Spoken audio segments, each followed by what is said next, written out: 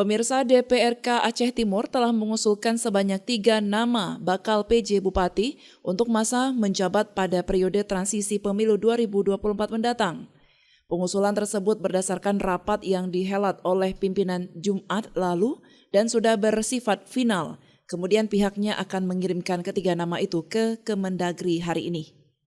Ketua DPRK Aceh Timur, Fattah Fikri, menjelaskan bahwa pihaknya sudah final mengusulkan 3 nama bakal PJ Bupati yang notabene putra asli daerah itu sendiri, antara lain Amhar Abu Bakar, Mahyudin, dan Teku Reza Rizki. Fattah merincikan alasan kenapa diusulkan 3 nama tersebut. Amhar pernah menjabat PJ Bupati beberapa tahun lalu, di mana menurutnya beliau sudah paham tata kelola daerah setempat. Kedua, PJ Bupati Aceh Timur yang masih aktif saat ini yaitu Mahyudin merupakan sosok yang bekerja demi masyarakat dan ia termasuk orang yang sudah tahu seluk-beluk tentang daerah itu sendiri.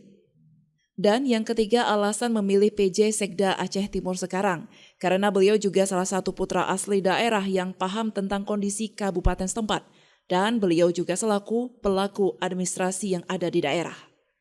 Fattah berharap terhadap ketiga nama yang telah diusulkan itu dapat dipilih oleh Kemendagri dengan harapan bisa membawa Aceh Timur jauh lebih baik lagi ke depannya.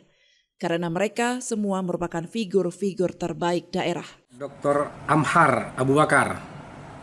Yang kedua Insinyur Mahyudin MSI. Dan yang ketiga T. Reza Rizki SH MH. Itu yang akan kita usulkan untuk bakal calon PJ Aceh Timur 2 tahun ke depan. Kepada PJ yang kita usulkan, mereka adalah putra-putra Aceh. Dari Aceh Timur, Romi Syaputra melaporkan untuk Puja TV Aceh.